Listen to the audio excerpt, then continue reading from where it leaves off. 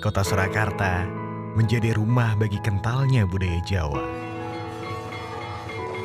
Tempat berbaur bermacam latar belakang masyarakat dan saksi sejarah bangsa, tak terkecuali sejarah pendidikan tinggi Indonesia. Universitas 11 Maret melahirkan insan-insan cendekia berkarakter luhur. Assalamualaikum warahmatullahi wabarakatuh. Om Swastiastu. Pada kesempatan ini kita akan membahas tentang epistemologi fenomenologi menurut Edmund Husserl. Ini merupakan tugas mata kuliah Filsafat Ilmu Prodi Ilmu Pendidikan S3 Universitas 11 Maret dengan dosen pengampu yaitu Bapak Abdul Rahman PhD. Edmund Gustav Albert Husserl lahir pada tanggal 8 April 1859 di Prosnit, Moravia. Beliau terkenal sebagai Bapak Fenomenologi. Karyanya meninggalkan orientasi yang murni positifis dalam sains dan filsafat pada masanya dan mengutamakan pengalaman subjektif sebagai sumber dari semua pengetahuan kita tentang fenomena objektif. Fenomenologi merupakan salah satu aliran filsafat yang berupaya menelisik esensi dari segala sesuatu yang hadir ke dalam ranah kesadaran manusia. Kalau semua aliran filsafat sebelumnya selalu membawa asumsi-asumsi filsafat dalam konstruksi wacana-wacana filsafat mereka, justru fenomenologi hendak menepis secara total semua asumsi-asumsi filosofis apapun agar sampai pada hakikat pengetahuan itu sendiri. Untuk berjumpa dengan esensi pengetahuan yang pasti dan absolut, segala praduga yang berasal dari manapun harus disaring, dikesampingkan dan dienyahkan dari setiap ranah kesadaran manusia. Wacana fenomenologi inilah yang digulirkan oleh Bapak Fenomenologi Edmund Husserl yang merasa yakin bahwa metodenya ini dapat diterapkan untuk semua ilmu pengetahuan. Husserl merindukan satu filsafat yang dibangun di atas sebuah landasan yang absolut. Fenomenologi Husserl dan pengalaman sebagai suatu analisis deskriptif serta introspeksi mengenai kedalaman dari semua bentuk kesadaran dan pengalaman langsung, seperti religius, moral, estetis, konseptual, serta indrawi. Fenomenologi sebagai metode. Fenomenologi membentangkan langkah-langkah yang harus diambil sehingga kita sampai kepada fenomena yang murni.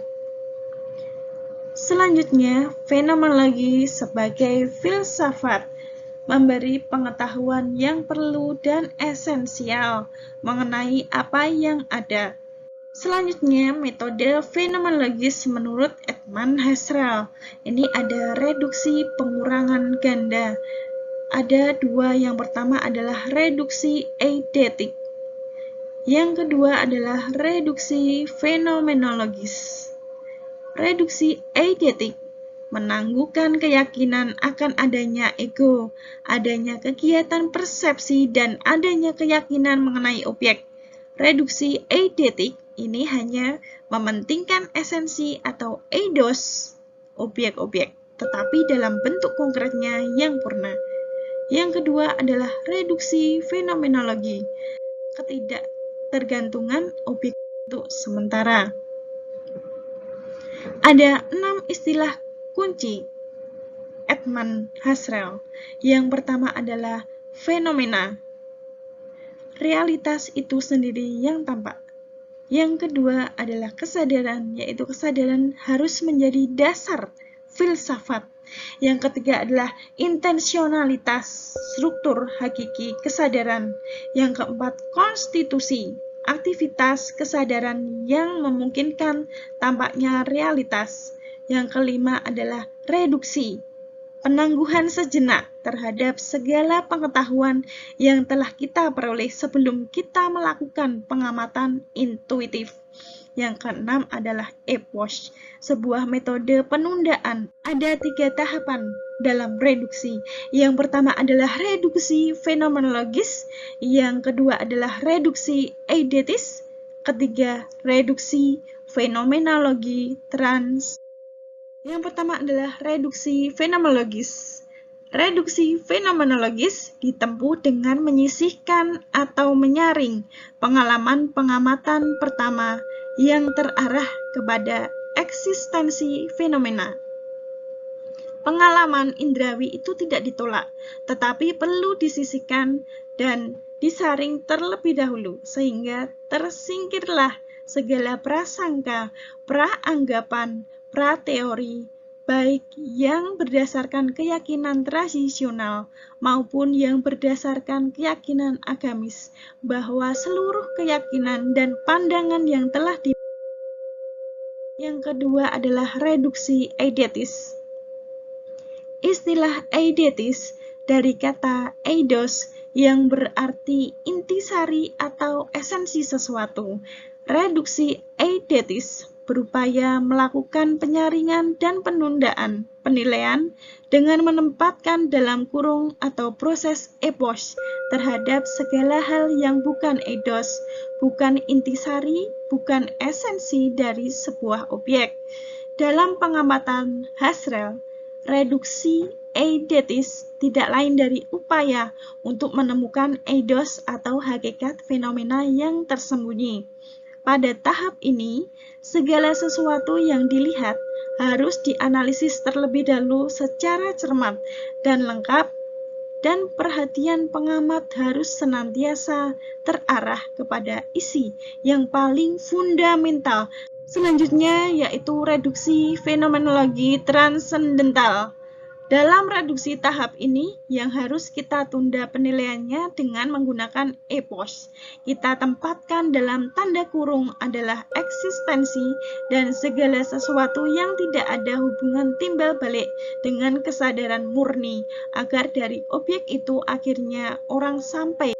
Kesadaran murni oleh Husserl ini merupakan kesadaran yang bebas dari asumsi, keyakinan, dan pengetahuan yang terbentuk dari proses interaksi dengan dunia, dan hanya kesadaran murni inilah yang mampu melihat fenomena apa adanya.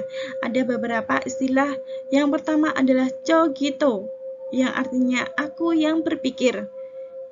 Cogitatus, tidak pikiran. Cogitata, konklusi antara apresiasi dan kritik. Menurut Immanuel Kant menyatakan bahwa kita tidak bisa mengetahui hakikat realitas atau noumena yang berada di balik selubung fenomena.